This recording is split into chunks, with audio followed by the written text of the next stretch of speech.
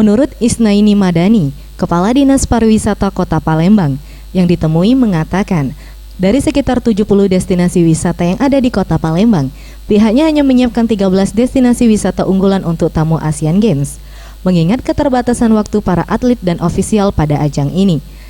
13 destinasi wisata ini diantaranya Plaza BKB, Al-Quran Al-Akbar, Pulau Kemaro, Kampung Arab Al-Munawar, hingga Kampung Kapitan. Prioritaskan hanya 13 saja, yang benar-benar itu bisa kita banggakan dan merepresentasikan wisata kita. Ya, diantaranya itu misalnya Plaza BKB, Al-Quran Al-Akbar, ya, Pulau Kemaro.